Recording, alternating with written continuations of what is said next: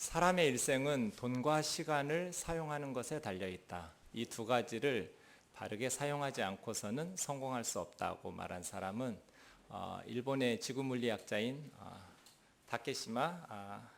다케우치 하토시. 뭐 일본 사람이니까 다케우치입니다. 성공이 무엇이냐를 사람에 따라서 생각은 다르겠지만 무엇이라고 성공을 평가하든지 시간과 돈을 바르게 사용하지 않고는 그가 원하는 성공을 거두기는 어려울 겁니다. 이 다케우치 하토시의 말을 좀 우리가 히토시 같은데요. 네, 히토시. 귀담아 들어야 될 것 같습니다. 여러분 시간과 돈을 어떻게 사용하면서 살고 계십니까? 우리가 가진 시간과 돈이 무한히 많다면 굳이 이런 고민을 할 필요가 없겠지요? 잘못된 곳에 낭비한 시간 무한히 많으니까 돈 잘못된 곳에 실수로 낭비했네 라고 생각되어도 다시 있으니까 하지만 이 세상에 시간과 돈이 무한히 많은 사람은 아무도 없습니다. 우리가 어딘가에 시간과 물질을 쓰면 다른 곳에는 사용할 수 없는 것이지요. 우리는 유한한 자원을 가지고 살아갑니다. 그래서 우리의 시간과 물질을 우선순위를 잘 설정해서 바르게 사용해야 우리의 삶이 하나님 앞에서나 사람들 앞에서 유익하고 보람 있는 삶을 살게 될 것입니다. 오늘 지난 한 주간 묵상했던 역대하 말씀을 다시 묵상하면서 우리의 시간과 삶을 또 물질을 어디다가 사용하면서 살아야 될까? 우리 삶과 신앙에 정말 소중한 것이 무엇인가? 우리는 어디다가 투자하면서 우리의 시간과 돈을 사용하면서 살아야 할 것인가를 생각해 보려고 합니다. 솔로몬이 오늘 본문의 주인공인데요. 하나님께서는 솔로몬에게 정말 많은 시간과 돈을 주셨습니다. 성경에 정확히 나와 있지 않아서 알 수는 없지만 대충 계산해 보면 솔로몬이 왕이 되었을 때가 20살 전후입니다. 20살쯤에 아버지 다윗을 이어서 이스라엘의 왕이 됐습니다. 그리고 솔로몬이 몇 년 동안 통치했는지 성경이 분명히 기록하고 있는데 40년입니다. 20살경에 왕이 돼서 60경까지 40여 년 동안. 우리나라는 그렇게 오랫동안 준비를 해도 대통령 돼서 5년밖에 못합니다. 그런데 솔로몬은 8명의 대통령이 지나갈 만큼 40년이라는 긴 시간 동안의 권력을 가지고 있었습니다. 하나님께서 시간적 기회만 많이 주신 것이 아닙니다. 물질, 돈도 많이 주셨습니다. 성경 역대하의 2번이나 1장과 9장에서 솔로몬 시대에 은, 금을 돌처럼 여겼고 레바논의 백향목, 가장 좋은 최고급 목재입니다. 이것을 평지의 뽕나무처럼 여겼다고 그랬습니다.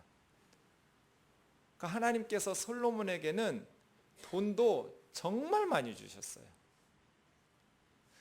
시간과 돈만 많이 주신 것이 아닙니다. 우리가 아는 대로 솔로몬에게는 지혜도 충만했습니다. 역대하 9장 22절에서 솔로몬 왕의 재산과 지혜가 천하의 모든 왕들보다 컸다고 말합니다. 그래서 천하의 10왕이 하나님께서 솔로몬에게 주신 지혜를 듣기 위해서 솔로몬 얼굴 한번 보려고 이스라엘로 왔어요. 솔로몬은 당시에 월드스타였어요. 외국의 왕들이 솔로몬의 지혜와 솔로몬 얼굴을 보러 올 때 그냥 오겠어요? 예물을 가지고 오겠지요? 자기네 나라의 온갖 값진 예물들을 선물로 가지고 솔로몬의 지혜로운 말을 들어보려고, 그리고 솔로몬의 얼굴을 만나보려고 찾아오는 거예요. 우리는 느헤미야의 솔로몬에 대한 평가에 고개를 끄덕일 수밖에 없습니다. 하나님께서 솔로몬에게 그 많은 나라 왕들 중에 비길 왕이 없을 만큼 하나님은 솔로몬을 많이 사랑하셨습니다. 하나님께서 솔로몬을 정말 많이 사랑하셨어요. 그래서 하나님께서는 솔로몬에게 어마어마한 것들을 주셨어요. 물질과 시간과 많은 지혜를 주셨어요. 그 많은 지혜를 가지고 그 많은 물질과 시간을 들여서 솔로몬이 힘쓴 것이 오늘 본문 11절에 나옵니다. 우리 같이 한번 읽어볼까요? 역대하 7장 11절입니다. 시작. 솔로몬이 여호와의 전과 왕궁 건축을 마치고 솔로몬의 심중에 여호와의 전과 자기의 궁궐에 그가 이루고자 한 것을 다 형통하게 이루니라. 솔로몬의 심중에 이루고자 한 것을 다 형통하게 이루었다. 이것을 통해서 우리는 솔로몬이 얼마나 성전과 왕궁을 건축하는 일에 애착을 가지고 심혈을 기울였는지를 알 수 있습니다. 솔로몬은 심중에 원하는 대로 다 했어요. 성전과 왕궁이라고 번역했지만, 궁궐이라고 번역했지만 원문에 보면 집이에요. 하나님의 집과 왕의 집을 짓는데, 그러니까 솔로몬은 집 짓는데 엄청난 시간과 물질을 쏟아부었어요. 20세 전후에 왕이 되어서 3년간 준비했어요. 그리고 왕위에 오른 지 4년 2월경부터 성전 건축을 시작해서 7년 걸렸어요. 7년 동안 예루살렘 성전을 지었어요. 어마어마한 인원을 동원했어요. 연인원 3만 명 동원해서 레바논에서 백향목을 잘라서 지중해로 바다로 띄워서 요빠 항구로 와서 날랐어요. 이스라엘에 뛰어난 목수들이 있었을 텐데 그 목수들로 건축하지 않았어요. 당시 최고의 목수라고 할 수 있는 다른 나라, 두로라는 나라의 후람이라는 사람을 데리고 와서 성전을 짓게 만들었어요. 자기 심중에 원하는 대로 다 쏟아부었어요. 물질을 아끼지 않았어요. 시간을 아끼지 않았어요. 그 성전을 짓고 나서 다시 이제 자기가 살 왕궁을 짓는데 13년 걸렸어요. 그러니 건축하는데 20년, 준비기간 3년까지 해서 23년을 쏟아부었어요. 솔로몬의 통치기간 40년 중에 절반 이상을 건물 2개 짓는 데 쏟아부었어요. 성전과 궁궐 짓는데. 여러분에게 하나님께서 20여 년의 시간과 은, 금을, 돌처럼 레바논의 백향목을 뽕나무처럼 여기도록 많은 물질을 주셨다면 그 시간과 그 돈으로 뭐 하고 싶으세요? 솔로몬은 하나님의 집과 자기의 집을 지었어요. 오늘 말씀은 솔로몬이 20여 년에 걸쳐서 왕궁과 성전 공사를 끝난 후에 하나님이 주신 말씀이에요. 11절 보니까 밤에 여호와께서 솔로몬에게 나타나셔서 말씀하셨어요. 근데 주의 깊게 오늘 본문을 보시면 12절부터 16절까지 하나님께서 그 성전에 함께 하시겠다는 거예요. 이스라엘 백성들이 비록 하나님 앞에 죄를 범해서 하나님께서 그들에게 질병을 주시거나 아니면 자연재해를 통해서 메뚜기 떼 같은 것들이 농산물을 먹거나 그러한 어려움을 주실지라도 이 성전을 향해서 이스라엘 백성들이 회개하고 죄를 뉘우치고 악을 떠나고 하나님 앞에 기도하면 하나님께서 하늘에서 들으시고 이 땅을 고치시겠다고 말씀하셨어요. 하나님의 눈과 마음이 성전에 있으시겠다고 약속하셨어요. 그러면서 17절과 18절에 보면 솔로몬에게 복을 허락하시고 약속하시는데 조건이 있어요. 무조건 네가 이렇게 나를 위해서 성전을 지었으니 복을 주시겠다는 게 아니에요. 네가 만일 너희 아버지 다윗처럼 내 앞에서 행하면, 그의 아버지 다윗이 하나님의 율례와 규례를 따라서 하나님의 말씀에 순종해서 살았던 것처럼 솔로몬아 네가 너희 아버지 다윗처럼 내 말에 순종해서 살면 너의 나라와 너희 왕위가 영원히 견고하게 될 것이다. 네 후손들이 왕의 위치를 끊이지 않고 오르게 될 것이다. 조건이 붙은 복을 약속하셨어요. 그 다음 19절부터 22절에 보면 주어가 바뀌었어요. 17절까지는 너 2인칭 단수 솔로몬 개인에게 말했는데 19절부터는 너희로 바뀌었어요. 이스라엘 백성 공동체로 바뀌었는데 솔로몬에게 하신 말씀하고 똑같아요. 만일 너희가 우상을 숭배해서 하나님을 버리고 하나님의 율례와 계명을 버리고 떠나면 세 가지, 나는 너희를 땅에서 뽑을 거다. 너희에게 준 땅에서 쫓아낼 거라는 거예요. 그 다음 내가 거룩하게 한 이 성전을 버릴 거다. 그 다음 이방 사람들이 너희를 조롱하면서 비웃으면서 너희를 비판할 거다. 그리고 마지막 이방 사람들의 대화를 21절, 22절에 기록했어요. 아주 생생한 대화로. 비록 성전이 높을지라도 이스라엘이 그렇게 나라가 망해서 열국의 노예로 포로로 살고 있을 때 이방 사람들이 묻는 거예요. 무슨 까닭으로 쟤네 하나님 여호와께서 저렇게 저 백성들에게 심판을 하셨는고? 또 다른 이방인이 대답하겠다라는 거예요. 그들이 자기들을 조상들을 애굽에서 이끌어내신 구원하신 그 하나님 여호와를 버리고 우상들을 붙쫓아 따라가면서 우상들을 숭배해서 그 하나님 여호와께서 그 백성들에게 저런 모든 재앙을 내리셨대. 이게 오늘 말씀이에요. 이 말씀을 통해서 우리가 좀 심각하게 우리의 신앙과 삶을 고민해 봐야 될 메시지가 있습니다. 엄청난 시간과 돈을 들였습니다. 통치의 절반 이상을 쏟아부었습니다. 그렇게 하나님의 집과 자신의 집을 지었습니다. 그런데 하나님께서 말씀하십니다. 네가 나를 위해서 이렇게 좋은 성전을 지었으니 내가 너희에게 복을 주겠다? 아닙니다.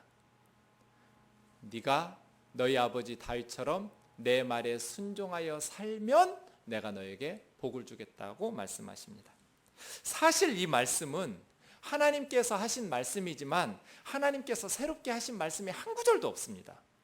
그 앞에 역대하 6장에서 솔로몬이 성전 낙헌식 때 하나님 앞에 드렸던 기도 내용 그대로입니다. 12절에 있는 내용은 6장 6절에 나왔던 내용이고 13절에 있는 내용은 6장 28절에 나와 있는 내용이고 14절의 내용은 6장 29절에 나온 내용이고 15절에 나온 건 20절, 21절의 내용이고 16절에 나온 것은 6절과 20절의 내용입니다. 17절과 18절은 16절에서 27절의 내용입니다. 그러니까 솔로몬이 하나님 앞에 기도했던 내용 그대로 하나님께서 솔로몬에게 주신 거예요. 그러니 솔로몬도 알고 있었다는 뜻이에요. 이 성전 지었다고 해서 저절로 우리에게 복을 주시지는 않을 거다.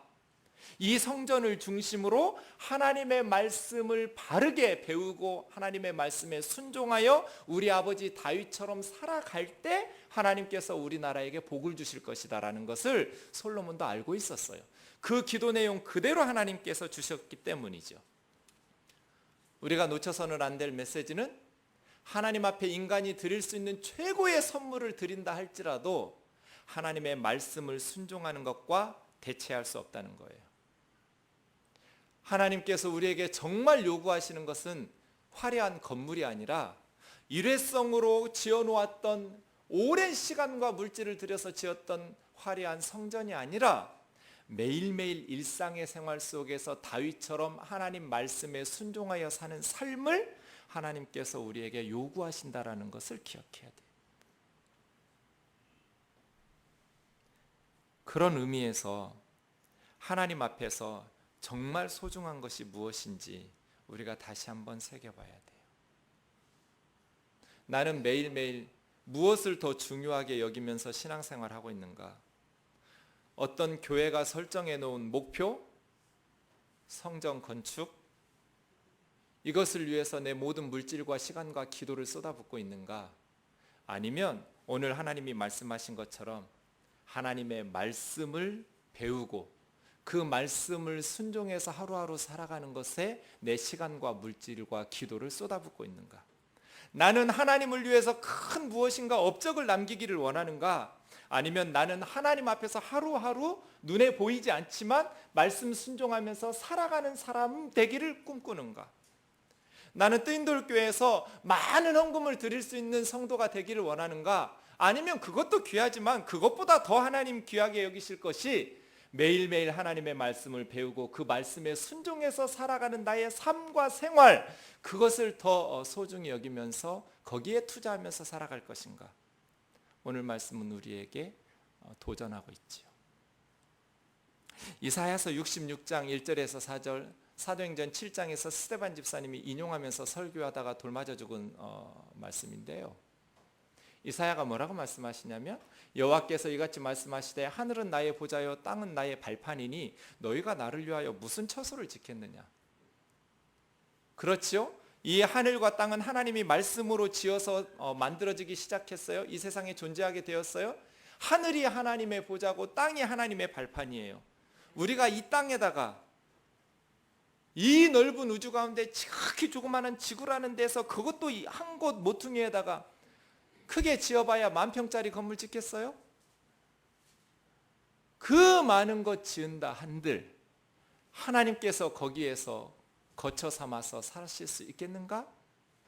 하나님 물으시면서 하나님은 어떤 사람을 돌본다고 말씀하시냐면 마음이 가난하고 심령을 통회하는 자, 내 말을 듣고 떠는 자, 나는 그들을 돌본다고. 심령이 가난한 사람들, 하나님의 말씀을 들을 때 떨면서 그 말씀 앞에서 회개하고 통회하고 말씀대로 살지 못하는 자기를 책망하면서 말씀대로 살기 위해서 몸부림치는 사람들을 하나님께서 기뻐하신다는 거예요. 이 화려한 예배당에서 예배드리는 거 아니고요. 하나님의 말씀을 읽을 때 그 말씀 앞에서 벌벌 떨면서 내가 이 말씀대로 하나님을 기쁘시게 하면서 살아가야겠다고 겸손한 마음으로 하나님 말씀에 순종하여 살아가려고 몸부림치는 사람들을 하나님께서 돌아보신다는 거예요. 그런데 이스라엘 사람들은 예배당 화려하게 성전 지어놓고 하나님 앞에 열심히 제사 드렸어요. 그런데 하나님 뭐라고 말씀하셔요? 너희가 소를 잡아서 성전에서 바치는 것은 살인하는 것하고 다를 것이 없고 어린 양을 잡아서 하나님 앞에 드리는 것은 개의 목을 부러뜨리는 것과 같고 너희가 나에게 제사 드리고 예물 드리는 것 돼지 피 갖다 드리는 것하고 다름이 없고 너희가 나에게 분향하는 것 그것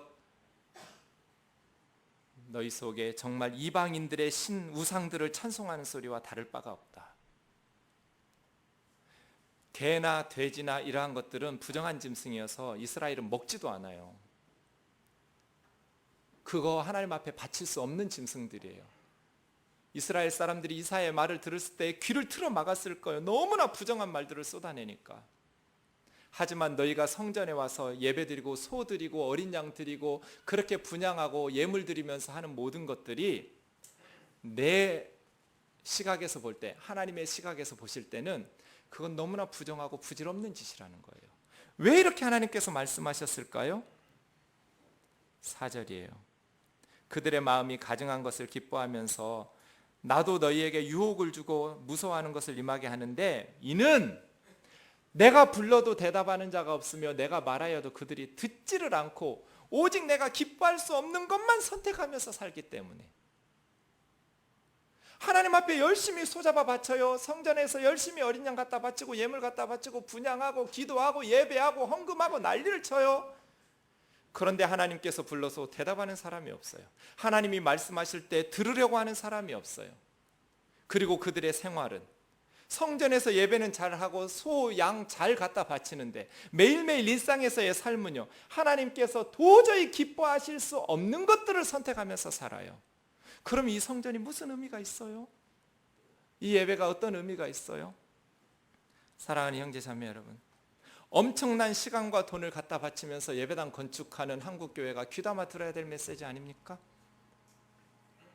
믿지 않는 사람들이 한국교회를 향해서 3가지밖에 안 한다는 비난, 우리가 귀담아 들어야 됩니다. 믿어라, 돈 내라, 집 짓자. 한국교회는 3가지밖에 안 한다는 거예요. 믿으라는 말하고 돈 내라는 말하고 집 짓자는 말밖에 안 한다는 거예요. 그런데 하나님 오늘 말씀을 통해서 뭐라고 말씀하셔요? 솔로몬처럼 화려하게 예배당 지을 사람은 이 세상에 없을 거예요. 솔로몬 성전처럼 하나님을 위한 집을 더 고급스럽게 화려하게 지을 교회는 지구상에 존재하지 않을 거예요. 하지만 그 솔로몬 성전 하나님 앞에 지어놓고 하나님 앞에 기도하고 하나님께서 그에 대해서 응답하실 때 뭐라고 말씀하셔요? 이 성전을 지었으니 고맙다는 말씀 한마디도 안 하셨어요. 이 성전을 지었으니 내가 너희에게 복을 주시겠다는 말씀도 안 하셨어요. 오히려 뭐라고 말씀하셨어요? 너희가 다윗처럼 행하면, 하나님의 말씀을 듣고 순종하여 살아가면 내가 너희에게 복을 줄 거다. 만약 너희가 나를 버리고 우상을 숭배하면서 내가 너희에게 주었던 율례와 규례를 버리고 이방 신들을 쫓아가면 나는 너희를 너희에게 준 땅에서 쫓아낼 거다. 성전 버릴 거다. 그리고 이방 사람들이 너희를 조롱하며 비난하는 말을 듣게 할 거다. 하나님께서 우리에게 말씀하시죠. 사랑하는 형제 자매 여러분, 그러므로 우리가 신경 써야 될 것은 기도 모으고 시간 들이고 돈 모아서 하나님의 집을 지을 것이 아니라 하나님의 말씀 배우고 그 말씀대로 순종하면서 말씀을 통해서 하나님께서 부르실 때 우리가 대답하고 하나님이 말씀하실 때 귀담아 들으면서 그 말씀을 순종해서 살아가는 거예요. 우리 안에 하나님이 거하실 수 있도록, 그리고 예수님께서 말씀하신 진짜 성전 지을 수 있도록. 요한복음 2장에서 예수님 뭐라고 말씀하세요? 성전 청결 사건 일으키시니까 유대 종교 지도자들이 네가 이런 일을 행하는데 우리가 너를 보고 믿을 수 있는 표적이 뭐냐 하셨을 때 이 성전을 헐라, 너희가 이 성전을 헐어라, 내가 사흘 만에 다시 일으키리라. 46년 동안 지은 이 성전을 네가 어떻게 3일 만에 다시 일으킬 수 있는가? 예수님은 성전된 자기 육체를 가리켜 말씀하셨다고 대답하십니다. 사람들의 손으로 지은 성전 헐어라, 내가 다시 일으킨다. 부활하신 예수님이 친히 성전의 모퉁이돌 되시고 예수님을 믿는 성도들로 지어지는 성전, 예수님은 이러한 새로운 성전을 짓기 위해서 오셨습니다. 예수님이 오시기 전까지는 예루살렘의 성전이 필요했습니다. 짐승제사도 필요했습니다. 그러나 이제 예수님이 오신 후에는 더 이상 성전이 필요 없습니다. 짐승제사도 필요 없습니다. 십자가로 완성하셨기 때문입니다. 이렇게 하나님의 말씀의 계시는 발전합니다.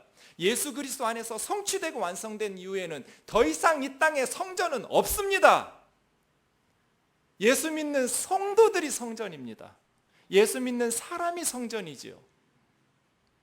에베소서 2장에서 받아서 사도 바울은 뭐라고 말합니까? 너희는 사도들과 선지자들의 터 위에 지으심을 입은 자라. 사도들과 선지자들의 터 위에서 세우심을 입었고 그리스도 예수께서 친히 모퉁이돌이 되셨느니라. 그 안에서 우리가 건물마다 서로 연결되어져서 하나님께서 거하실 처소가 되기 위하여 예수 안에서 우리가 함께 지어져 간다. 우리가 예수 그리스도 안에서 함께 지어져 가는 진짜 성전은 예수 믿는 사람들이지요. 예수님께서는 새로운 성전, 예수님을 모퉁이돌로 하고 예수 믿는 사람들로 지어져 가는 이 새 성전을 짓기 위해서 오신 것이지요.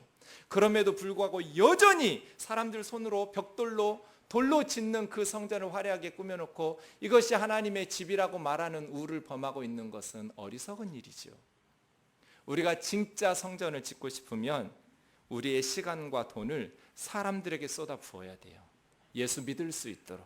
그리고 그 사람들이 하나님의 말씀을 배워서 하나님의 말씀대로 순종하여 살아가는 진정한 성전의 위용을 드러낼 수 있도록 그 삶을 바꿔주어야 돼요. 이것이 오늘 본문에서 하나님께서 우리에게 하신 말씀이죠. 교회가 성장하면서 엄청난 유혹이 시작됩니다. 건물이라는 유혹입니다. 이 유혹을 물리칠 수 있어야 돼요. 제가 초등학교 때 저희 시골 모교회에 교육관을 지었습니다. 너무 행복했어요. 제 기억에 한 번도 학교 끝나고 집으로 바로 간 날이 없었을 것 같아요. 언제나 학교가 끝나면 교회로 달려갔어요. 시골 교회니까 돈이 많지 않아서 이렇게 공사 시작하고 중요한 일들만 몫을 사서 하시고 대부분 우리 성도님들이 했어요. 어린 저도 벽돌 날랐어요. 저만 그런 게 아니에요. 우리들 다 모여서 교회에서 벽돌 날라가면서 교육관을 짓는데 너무나 행복했어요. 점점 올라가는 것을 보면서 뿌듯했어요. 교회가 힘을 모아서 기도하면서 정성을 모아서 시간을 들여서 건물을 지으니까 너무나 보람 있더라고요. 그래서 교회들이 건물을 짓죠. 모든 성도들을 하나로 응집시킬 수 있어요. 그리고 결과가 눈에 보여요. 보람되죠. 여러분 집 살 때 행복하셨었지요? 저는 아직 모르지만 정말 하나님이 주신 복이에요. 우리 성도님들 다 집을 사시면 좋겠어요. 그래서 집사라고 이렇게 부르는데 저희가 5형제예요. 5형제인데 저희 딸이 넷이고 제가 아들인데 어머님 생각하실 때 아버님 어머니 생각할 때 5형제 중에 저만 집이 없어요. 그래서 딸들도 다 집이 있는데 아들인 네가 집이 없으니 집을 사주시겠다고 아들이 집이 없어서 되겠느냐고. 그래서 제가 뭐라고 대답했냐면 나는 우리 교회 성도들 다 집 산 후에 그 다음에 내가 살 거다. 야 어떻게 그러니? 니네 교회 성도들이 언제 집을 다 사겠니? 그럼 난 집 안 살 거다. 그러니까 여러분 얼른 집 사셔야 제가 집을 살 수가 있어요.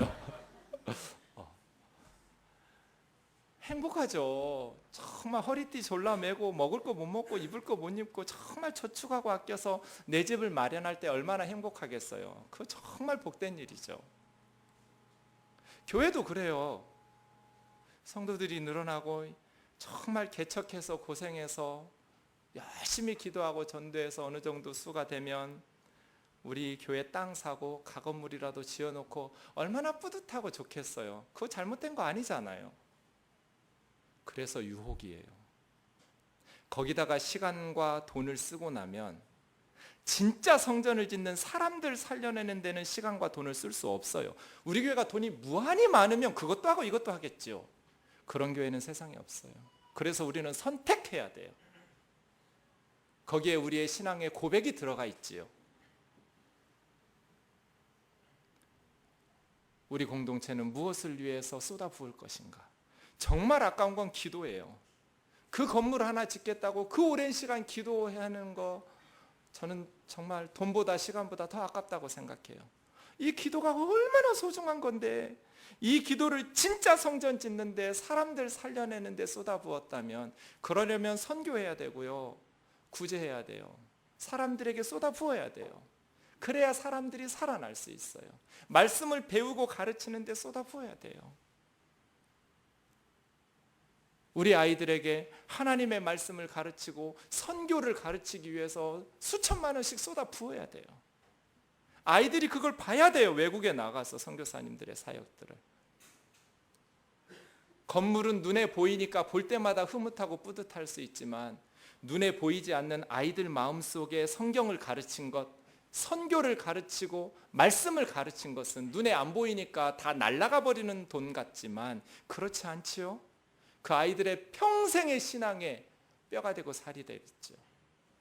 우리 공동체가 추구해야 될 것은 이 화려한 솔로몬 성전을 지어놓고 솔로몬이 하나님 앞에 기도했더니 하나님께서 응답하시는데 기뻐 말씀하시면서도 강력한 경고가 내려졌어요. 이거 지어놨다고 해서 여기서 열심히 제사 드리고 예물 드린다고 해서 나는 너희에게 복을 주는 하나님이 아니다. 만일 너희가 이거 지어놓고도 아버지 다윗처럼 하지 않으면 솔로몬 너는 아웃이다. 만일 이거 지어놓고도 예배 열심히 예물 열심히 분향 열심히 드리면서도 너희가 나를 버리고 우상을 숭배하고 내 율법과 율례 규례를 버리면 너희는 이 땅에서 내가 쫓아낼 거다. 이 성전도 버려버릴 것이다. 이방 사람들이 너희를 조롱하면서 떠들어댈 것이다. 너희는 노예가 될 거다. 포로가 될 거다. 이 하나님의 경고의 말씀을 귀담아 들어야겠습니다. 한국 교회가 높은 성전을 지어놓고 십자가탑 높이 이 성전이 비록 높을지라도 만일 너희가 내가 너희에게 주었던 이 말씀과 율례를 버린다면 그리고 우상 숭배하듯 세상 사람들과 똑같이 산다면 하나님의 말씀대로 살지 아니한다면 너희는 망할 거다. 솔로몬이 23년 성전과 왕궁 집 짓는 데 썼습니다. 나머지 17년은 어디다 썼을까요? 짓는 데 썼습니다. 무엇을요? 죄를 짓는 데 써먹었습니다. 23년은 집 짓는 데 써먹고 나머지 17년은 죄 짓는 데 써먹었어요. 열왕기상 11장입니다.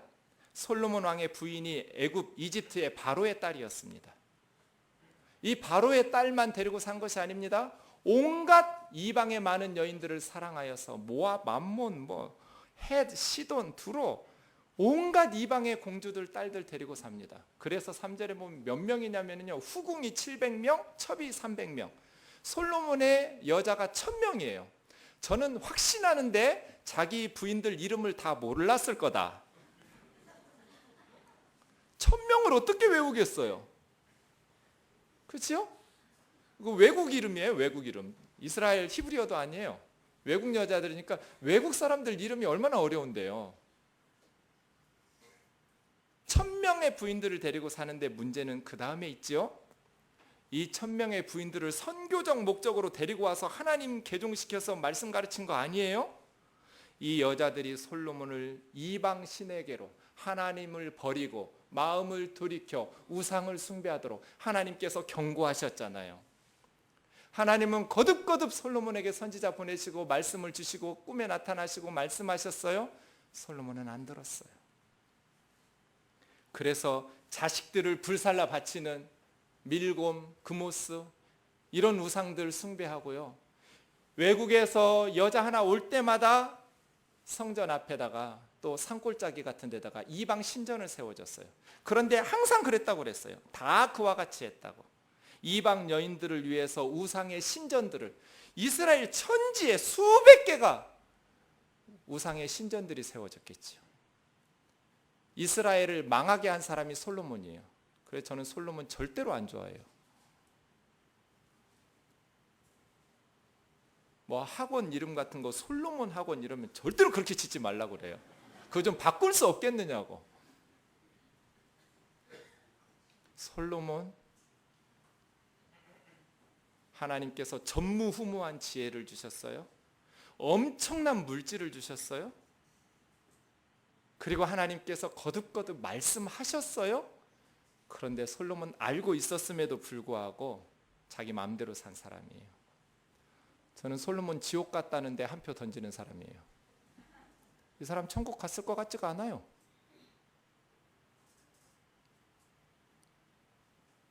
늘 수많은 사람들 불러 모으고 왕궁에서 13년 동안 지은 왕궁에서 잔치 벌인 사람이에요.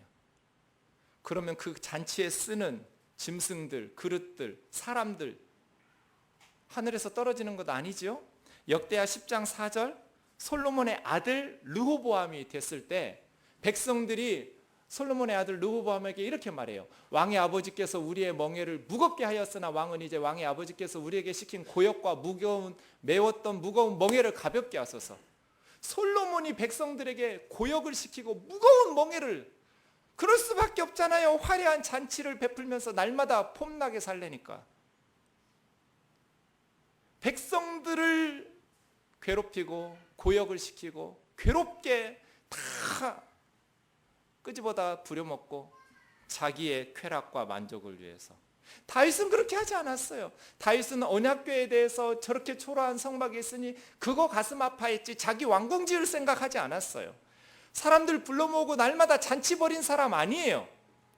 다윗은 하나님의 말씀을 가르치고 말씀에 순종하면서 살고, 자기가 왕이었음에도 불구하고 나단 일개 선지자가 밧세바의 사건을 들추어낼 때 하나님 앞에서 온 천하의 자기 죄를 다 들추어내면서 통회자복하고 하나님 앞에 말씀대로 살려고 눈물로 침대를 적시면서 회개했던 사람이죠. 솔로몬은 그렇게 하지 않았죠. 그래서 이스라엘을 무너지게 했죠. 사랑하는 형제 자매 여러분, 우리의 시간과 물질, 우리의 기도는 어디다 쏟아부어야 될까요?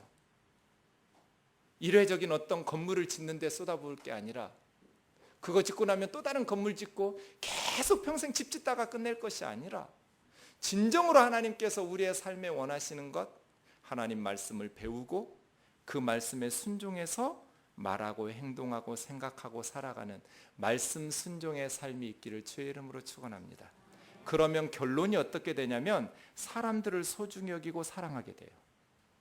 솔로몬처럼 이렇게 착취하는 게 아니에요. 곁에 있는 사람들을 소중히. 하나님의 말씀은 결국 하나님 사랑과 이웃 사랑으로 귀결되거든요. 하나님을 사랑하는 것이 형제자매들 이웃을 사랑하는 것으로, 내 몸과 같이 사랑하는 것으로 연결될 수밖에 없거든요. 그러니 하나님의 말씀에 순종하게 되면 우리는 사람들을 귀하게 여기고 사람들을 사랑하면서 소중히 여기면서 살아가는 삶으로 변해요. 주변에 있는 사람들 학대하고 착취하고 성도들 설득해서 돈 뜯어내가지고 화려한 하나님의 집 짓는 것이 하나님 기뻐하시는 것이 아니라 성도들 귀하게 여기고 아깝게 여기고 아끼면서 소중히 여기면서 성도들의 삶을 하나님의 말씀 위에 세워나가는 것이 뜨인들 공동체가 추구해야 될 비전이지요. 말씀을 마치겠습니다. 예수님께서 요한복음 4장에 보면 사마리아에 가서 전도하시면서 제자들에게 그런 말씀하십니다. 나에게는 너희들이 알지 못하는 먹을 양식이 있다. 제자들이 누가 먹을 거 갖다 주셨나? 예수님 입으로 먹어서 배부른 게 아닙니다. 지금 수가성의 여인을 통해서 그 사마리아 사람들이 예수님을 믿고 구원받아 천국 백성 되는 것을 예수님은 배부르다고 말씀하신 것입니다. 내 양식은 나를 보내신 이의 뜻을 행하며 그 뜻을 온전히 이루는 이것이니라. 나를 진정으로 배부르게 하는 것은 하나님의 뜻, 나를 이 세상에 보내신 하나님의 뜻을 행하고 그 뜻을 온전히 이루는 것이다. 여러분을 진정으로 배부르게 할 게 뭡니까? 여러분 인생에 진정으로 배부르고 보람있게 할 것은 무엇입니까? 하나님, 우리를 세상에 보내신 하나님의 뜻을 행하고 그 뜻을 온전히 이루는 것 아닙니까? 우리를 세상에 보내신 하나님의 뜻은 무엇이었을까요? 요한복음 6장 27절에서 예수님은 오병이어 사건 이후에 찾아온 사람들에게 썩는 양식을 위하여 일하지 말고 영생하도록 있는 양식을 위해서 하라고 말씀하십니다. 이 세상에 썩을 양식을 위해서 시간과 물질을 쏟아붓지 마라. 영원히 가치 있고 보람 있는 양식을 위해서 해라. 우리가 어떻게 하나님 일을 합니까? 하고 물으니 예수님 뭐라고 말씀하십니까? 하나님이 보내신 나를 믿는 게 하나님 일하는 거다. 우리를 진정으로 배부르게 하는 것, 영생하도록 있는 양식, 그러한 값 있는 삶은 예수 그리스도를 믿는 것, 그것이 하나님의 일입니다. 우리 교회 개척하기 전에 제가 시카고의 빌 하이벨스 목사님의 어떤 강의를 인터넷에서 보면서 비전에 대한 정의를 들었는데 그 순간 보면서 가슴에 감동을 받으면서 머릿속에 박혔어요. 이 내용이. 빌 하이벨스가 말하기를 비전 is the picture of future 그랬어요. 비전은 픽처, 그림인데 퓨처, 미래의 그림이에요. 그런데 그 그림을 생각하면 아직 눈에는 안 보이죠? 미래 이루어질 거니까요. 비전이라는 것은 생산되는 거예요. 프로듀스. 패션은 열정이에요. 인유. 네 안에서 열정을 생산하는 미래의 그림. 비전을 이렇게 설명하더라고요. 그 말을 들을 때 제가 생각했어요. 내가 목회하면서 이루고 싶은 그림은 뭔가? 그리고 제가 그림 2개를 그렸어요. 내 속에 열정을 불어일으킬 미래의 그림, 뜨인돌 공동체의 미래의 그림 2개. 첫 번째 그림은 무슨 화려한 건물에 성도들 가득 찬 그림 아니었어요? 예배드리고 밥 같이 먹고 군데군데 흩어져서 말씀 가르치고 배우는 소그룹이었어요. 하나님의 말씀을 배웠던 하나님의 말씀의 일꾼들이 다른 성도들, 믿음이 연약한 성도들, 예수님을 믿고자 하는 성도들에게 하나님 말씀 가르치는 그림이 첫 번째 그림. 우리 교회는 그런 교회 됐으면 좋겠다. 그 그림 2개를 생각하고 제 속에 불이 일어났어요. 구석구석 군데군데 앉아서 말씀 가르치는 그러한 성도들, 그리고 말씀을 배우고 그 말씀대로 살아가려고 몸부림치는 성도들. 또 하나의 그림은 카센터였어요. 왜 카센터였는지 모르겠어요. 그때 제 차가 고장이 났는지. 카센터의 주인이 우리 집사님인 거예요. 지금은 없어요. 아직 카센터 주인이 좀 빨리 전도돼야 될 텐데. 기름때 묻은 카센터 주인 집사님이 그 직원들, 조그만 카센터의 직원들이 몇이나 되겠어요? 많아야 뭐 서너 명, 4-5명 되는 직원들과 함께 기름때 묻은 손으로 그 제가 다니던 카센터를 생각했어요. 찢어진 가죽 소파, 손님 대기실, 차 고칠 때까지 그곳에서 성경 펼쳐가면서 서로 말씀 나누는 그림이었어요. 어떤 교회 구석구석 앉아서 말씀 가르치고 말씀 배우고 그렇게 말씀 안에서 우리가 어떻게 하나님 말씀대로 살아갈까를 고민하는 그림. 그리고 직장에서 학교든지 가정이든지 집이든지 뭐 회사든지 어느 직장이든지 말씀으로 정말 주님 사랑하는 성도가 그 말씀으로 다른 형제 자매들과 함께 말씀을 가르치고 함께 기도하면서 나는 그런 목회하고 싶다. 날마다 그걸 비전 삼아서 기도하고 하나님 앞에 부르짖는데 이게 어렵더라고요. 아직도 안 되고 있어요. 지금 막 하려고 하고 있어요. 솔로몬아, 이 화려한 성전이 너를 지켜주는 거 아니다. 네가 그렇게 많은 물질 쏟아붓고 시간 쏟아붓고 애착을 가지고 심혈을 기울여서 지어놓았는데 이 건물이 너에게 복을 주는 거 아니다. 너네 아버지처럼 내 말에 순종하여 살 때 너의 나라가 견고해지고 너의 왕위가 견고해질 거다. 우리 뜨인들 공동체가 하나님의 말씀에 순종하면서 살아갈 때 우리 공동체가 견고해진다는 것을 기억하기를 원합니다. 주님 뭐라고 말씀하십니까?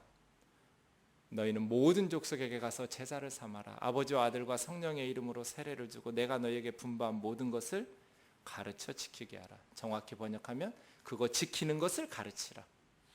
우리는 모든 족속에게 가서 하나님의 말씀을 가르치고 그 말씀을 지켜 살아갈 수 있도록 제자를 양육하는 그러한 공동체 되기를 원합니다.